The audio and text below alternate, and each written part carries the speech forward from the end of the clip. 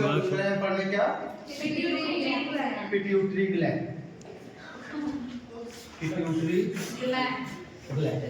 अब देखो pituitary gland को बच्चा हम लोग दूसरे नाम से क्या जानते हैं? Master gland. Master gland. हम इसे मास्टर ग्लैंड क्यों कहते हैं?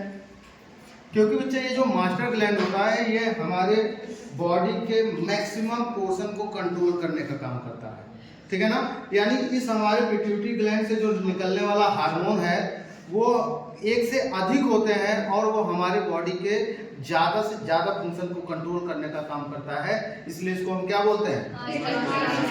मास्टर ग्लैंड, ठीक है ना।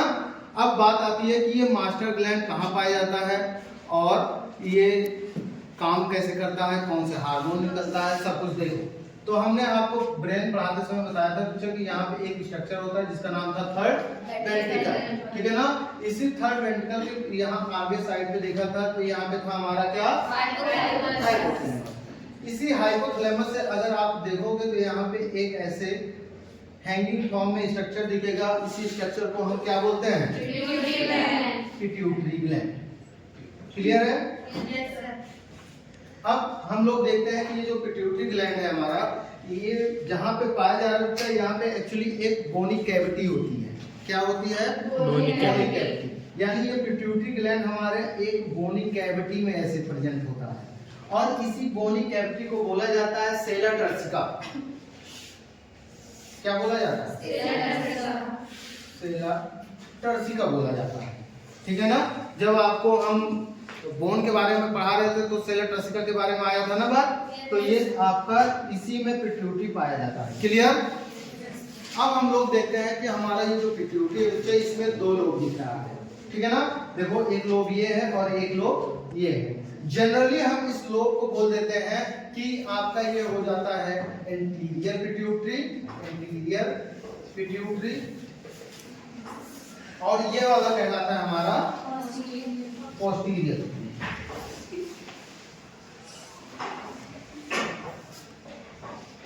लेकिन अभी हम इसको जब और पढ़ेंगे तो हम देखेंगे बच्चा कि यहाँ पे जो हम एंटीरियर पिट्यूटरी कह रहे हैं एक्चुअली ये सही में एंटीरियर पिट्यूटरी नहीं है, ठीक है ना। क्योंकि हम आगे देख रहे हैं कि बच्चा जो हमारा जिसे हम एंटीरियर पिट्यूटरी कह रहे हैं इसको जब हम देखेंगे, चलो इसी को हम थोड़ा सा बड़ा करके देखते हैं। तो अगर आप इसको देखेंगे तो यहाँ पे आपका एंटीरियर पिट्यूटरी जिसे कह रहे हो, यहाँ पे बच्चा आगे आने के बाद दो पार्ट में ऐसे बढ़ जाता है, ठीक है ना। और इस दो पार्ट में ऐसे छोटे छोटे स्ट्रक्चर पाए जाते हैं, यानी पार्ट पाए जाते हैं। इस पार्ट को बोला जाता है पार्स डिस्टेलिस। क्या बोलते हैं? Pars distalis. और इसको बोलते हैं पार्स इंटरमीडिया, पार्स इंटरमीडिया, ठीक है। और आपका ये जो पोस्टीरियर पिट्यूटरी था यहाँ पे भी आपका एक स्ट्रक्चर पाया जाता है और इस स्ट्रक्चर को हम नाम देते हैं पार्स डिस्टेलिस, पार्स इंटरमीडिया, और तीसरा नाम है इसका क्या बोलते हैं? पार्स नरोसा। क्या बोलते हैं? नरोसा, ठीक है। पार्स नरोसा बोला जाता है, ठीक है ना। तो अब आप देख रहे होंगे कि बच्चा हमारे यहाँ पे कितने पार्ट हो गए? 3 पार्ट। कितने? 3 पार्ट। अब देखो पहला पार्ट डिस्टेलिस, दूसरा पार्स इंटरमीडिया और तीसरा पार्स नरोसा। क्या क्लियर है तीनों पार्ट? Yes sir. अब देखो यहाँ पे बच्चा अगर हम सही से देखें, जो मैंने अभी कहा था कुछ देर पहले कि एक्चुअली बच्चा हम जिसे इंटीरियर पिट्यूटरी कह रहे हैं इसे हम इंटीरियर पिट्यूटरी नहीं कहते, ठीक है ना। तो बात आती है कि हम इंटीरियर पिट्यूटरी किसे कहते हैं। तो आपका जो ये पार्स डिस्टेलिस है बच्चा, केवल इस पोस्टीरियर जो पिट्यूटरी कह रहे थे इसका केवल कौन सा पार्ट? Parse distalis. इसी को बच्चा हम क्या बोलते हैं? Posterior, anterior. हाँ, इसको क्या बोलते हैं? एंटीरियर पिट्यूटरी, एंटीरियर पिट्यूटरी, ठीक है। फिर इसके बाद बच्चा आता है पार्स इंटरमीडिया, ठीक है ना। आपका ये कहलाता है मिडिल पिट्यूटरी, मिडिल पिट्यूटरी। फिर इसके बाद जो हमारा पार्स नरोसा, ठीक है ना, ये कहलाता है पोस्टीरियर पिट्यूटरी। क्या बात क्लियर हो गई? ठीक है ना। तो हमारा जो पिट्यूटरी है उसमें दो लोब है बच्चा। उसमें पहले लोब में हम देख रहे हैं कि दो पार्ट है, एक को पार्स डिस्टैलिस कहा जा रहा है, दूसरे को पार्स इंटरमीडिएट कहा जा रहा है, जबकि दूसरा जो लोब है उसमें पार्स नरोसा। ठीक, कोई दिक्कत यहाँ तक? ठीक है। अब इसके बाद हम लोग आगे बात करते हैं कि हमारा ये पार्स डिस्टैलिस क्या करता है, पार्स नरोसा क्या करता है, और यहाँ पे पार्स इंटरमीडिएट और नरोसा।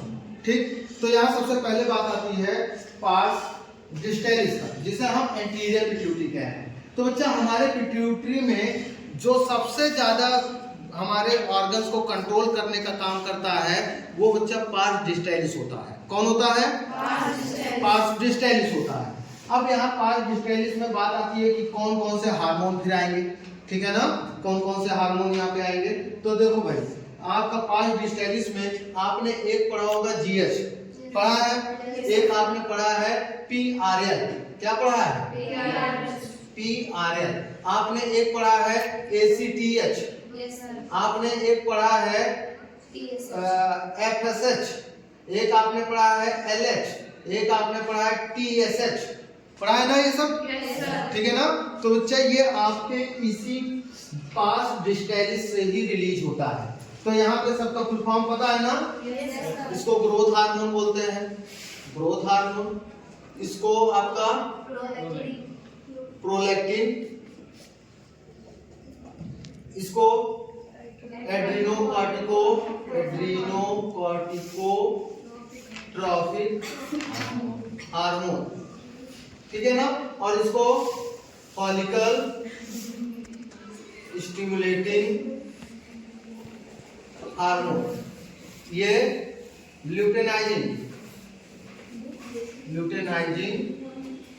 हार्मोन, और ये आपका थायराइड स्टिमुलेटिंग हार्मोन। बच्चे हमारा जो पार्स डिस्टैलिस है यहाँ पे आप देखो 1 2 3 4 5 और 6 हार्मोन निकल रहा है। ठीक है ना। अब इसके बाद आता है हमारा कौन सा? Parse intermediate. पार्स इंटरमीडिएट जो बच्चा यहाँ पे एक हार्मोन निकलता है। ठीक है ना। और इस जो यहाँ पे हार्मोन निकलता है इसका नाम होता है बच्चा MSH। क्या नाम होता है? MSH, जिसको मिलेनोसाइट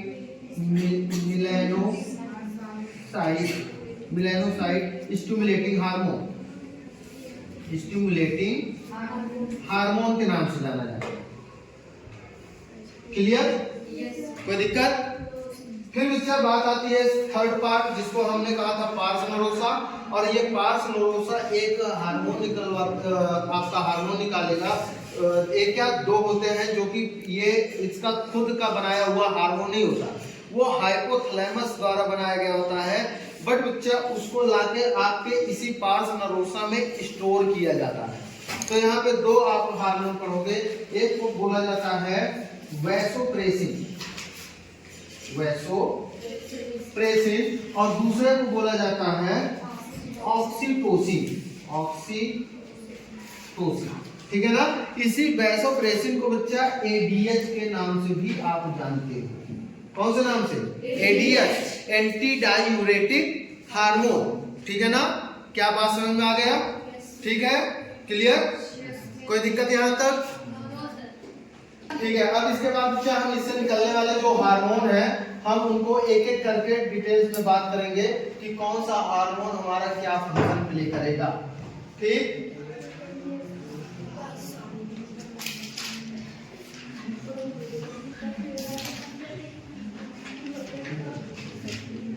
तो ये हमारे ये हार्मोन हो गए और एक लास्ट में हो गया हमारा कौन सा?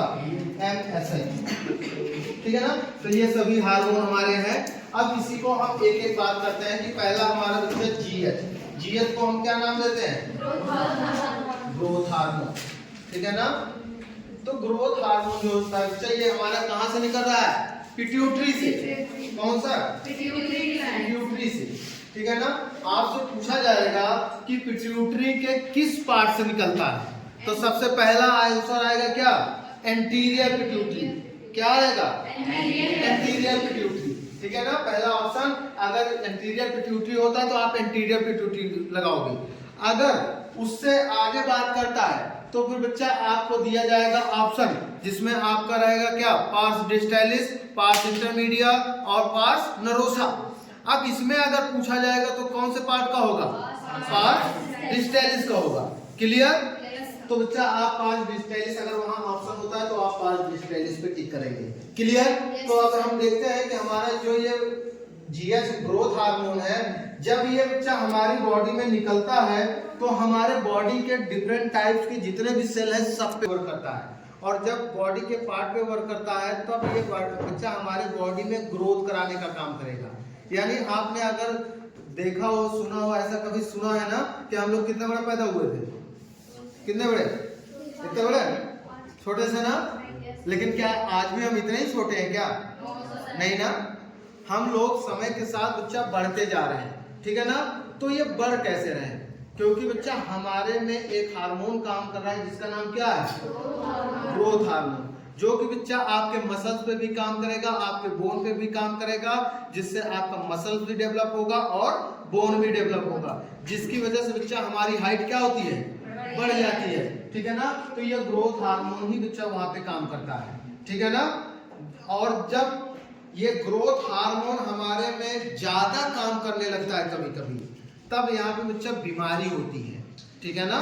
जब ज्यादा निकलने लगता है, हमारी बॉडी की जितनी कैपेसिटी है, लिमिट है, अगर उससे ज्यादा निकलने लगा तब बीमारी होती है। तो यहाँ पे एक बीमारी होती है जिसका नाम होता है जीजेंटिज्म, और दूसरा होता है, एक होता है एक्रोमेगाली। क्या होता है, एक्रोमेगाली। जब आपका बच्चा ग्रोथ हार्मोन क्या हो जाएगा, एक्सेस में हो जाएगा, एक्सेस में रिलीज होगा, तब यहाँ पे आपका एक जीजेंटिज्म, दूसरा क्या हो जाएगा, एक्रोमेगाली, ठीक है ना। अब बात आती है कि जीजेंटिज्म क्या होता है और एक्रोमेगाली क्या होता है। तो देखो जीजेंटिज्म बच्चे ये आपके बर्थ के टाइम पे होता है। कब होगा, बर्थ के टाइम पे। यानी आपने महसूस किया होगा, आपके घर में कभी दो बच्चे रहे हैं साथ में, आपने नोटिस किया होगा, जैसे मान लो हमारी मौसी का लड़का, हमारे बुआ का लड़का, चाची का लड़का या हमारा भाई, ऐसे बहुत सारे बच्चे हमारे परिवार में होते हैं ना, जो महीने 2 महीने के अंतर पे पैदा हुए होते हैं ना। अब ऐसे में क्या होता है कि आप नोटिस करते हो, एक बच्चा है जो पता लगा 5-6 साल का हुआ, वो इतना बड़ा हो गया, और वहीं पे एक बच्चा जो 5-6 साल का हुआ वो उतना ही बड़ा है, छोटा सा ना। तो बात आती है ऐसा क्यों, क्योंकि बच्चा जिसके बॉडी में हमारा हार्मोन, ग्रोथ हार्मोन प्रॉपर निकल रहा है, उसकी हाइट तो बच्चा बढ़ेगी, और जिसके में प्रॉपर नहीं निकल रहा है उसकी हाइट छोटी रह जाएगी, ठीक है ना। लेकिन कभी कभी आपने नोटिस किया होगा, कुछ बच्चे ऐसे लगते हैं जैसे कि लगा जैसे बढ़ते चले जा रहे हैं, खूब बड़े से हो जा रहे हैं ना। तो जब खूब बड़े से हो रहे हैं तेजी के साथ, समझ लो बच्चा वहां पे क्या है, प्रॉब्लम। यानी वहां पे उनके, जैसे आपने एक नाम सुनोगे, कृपालू महाराज का नाम सुना है? Yes sir. देखा है ना? Yes sir. अच्छा, आपने नोटिस किया होगा उनके हाथ को, कभी नोटिस किए हैं हाथ? यस सर, नोटिस किया। उनके बॉडी रेशियो से कहीं ज्यादा था। आप आज जाके आप चेक करिएगा, उनका कथा उथा देखिएगा, बच्चा उनके हाथ कहीं ज्यादा लंबे हैं, ठीक है ना। इसका मतलब क्या है, वहां पे ग्रोथ हार्मोन ज्यादा वर्क किया है, जिसकी वजह से उनकी हाइट भी बहुत ज्यादा थी, ठीक है ना। हाइट भी अच्छी खासी थी, और उनके हाथ पैर बड़े लंबे लंबे टाइप के थे। तो यहाँ पे वो जीजेंटिज्म वाली बात आती है। मैं नहीं कह रहा कि जीजेंटिज्म था, लेकिन कुछ वैसा ही सिम्टम उनमें दिखता था। बात समझ में आई? एक्रोमेगाली ये बच्चा एडल्ट एज में होता है, रहता तो शुरू से ही है, लेकिन अपने को जो इसका सिम्टम दिखता है वो एडल्ट स्टेज में दिखता है, ठीक है ना। लेकिन जब ये दिखना स्टार्ट होता है तब बच्चा ऐसे व्यक्ति का डेथ भी हो जाता है उस समय बाद, ठीक है ना, डेथ कंफर्म होता है। अब ऐसे में होता क्या है, इनका बच्चा ज्यादातर जो इसका असर दिखेगा इस बीमारी का, एक्रोमेगाली का, वो इनके फेस पे दिखेगा। कहाँ दिखेगा? फेस पे दिखेगा, ठीक है ना। फेस का जो स्ट्रक्चर है, शेप है, वो बिल्कुल अलग हो जाएगा। कभी कभी आपने देखा होगा, कभी मोबाइल में कभी वैसे कोई रील उल आया होगा जिसमें किसी का पता लगा मुंह, ये वाला पार्ट इतना बड़ा है, इसे निकला हुआ है ऐसे, देखा है ना। किसी किसी का लगता है ये वाला पार्ट हुआ इतना बड़ा है और ये वाला इधर चिपटा हुआ है ना। यानी बच्चा उनका कभी फेस प्रॉपर होता ही नहीं, जैसे हम लोग का है बिल्कुल। देखो जितना गाल इधर उठा है उतना इधर, जितना चीन इधर है उतना ही चीन इधर है, ठीक है ना। मत्था जितना इधर, मतलब बराबर। लेकिन उनका कभी ऐसा बराबर नहीं होगा। उनका बच्चा एक साइड बढ़ रहा है तो पता लगा एक साइड ही ग्रोथ हो रहा है, तो उसी को बोला जाता है क्या, एक्रोमीगैली। क्या बोलते हैं, एक्रोमीगैली। क्या बात समझ में आ गई, ठीक है ना। तो जिजेंटिज्म और एक्रोमीगैली में अंतर समझ में आया। ये बाई बर्थ होगा और ये आफ्टर बर्थ होगा, ठीक है ना। क्लियर, कोई दिक्कत, ठीक है। अब इसके बाद बच्चा हम बात करते हैं कि इसके जो जब ये हार्मोन कम निकलता है हमारी बॉडी में तब कौन सी बीमारी होती है, ठीक है ना। तब यहाँ पे बोला जाता है डॉर्फिज्म। क्या बोला जाता है, डॉर्फिज्म, स्टंटेड डॉर्फिज्म या स्टंटेड ग्रोथ के नाम से भी जानते हैं इसको, ठीक है ना। स्टंटेड ग्रोथ या इसी को डॉर्फिज्म के नाम से जानते हैं। डॉर्फिज्म का मतलब होता है, आपने जेनेटिक्स सुना है ना, जेनेटिक्स के बारे में, तो वहां पे आपको डॉर्क वैरायटी याद है क्या, डॉर्क, टाल एंड डॉर्क ना। तो बच्चा डॉर्क का मतलब वहां क्या होता था, छोटा ना, जिसे हम लोग हिंदी में बौना कहते थे ना। यहाँ पे भी वही बात है, बौना वाली। यानी बच्चा जिनके बॉडी में प्रॉपर आपका ग्रोथ हार्मोन नहीं निकलेगा बच्चा, उनकी हाइट हमेशा शॉर्ट रह जाएगी, छोटा रह जाएगा, ठीक है ना। और उसी को अपने यहाँ बौना कहा जाता है। आपने सुना है ना, सबसे छोटा बच्चा कितने इंच का है, हाँ ज्योति, क्या नाम है, ज्योति नाम है ना। हाँ, कितनी हाइट है, 3 इंच होता है, 3 इंच इतना होता है।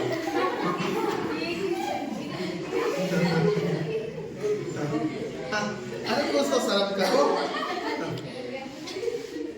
ठीक है। तो इसको कंफर्म कर लेना कि बच्चा आपका जो डॉर्फिज्म होता है या स्टंटेड ग्रोथ होता है, यहाँ पे हाइट भी नहीं बढ़ती, और ऐसे लोग को अपने यहाँ बौना कहा जाता है। क्या कहा जाता है, बौना। कब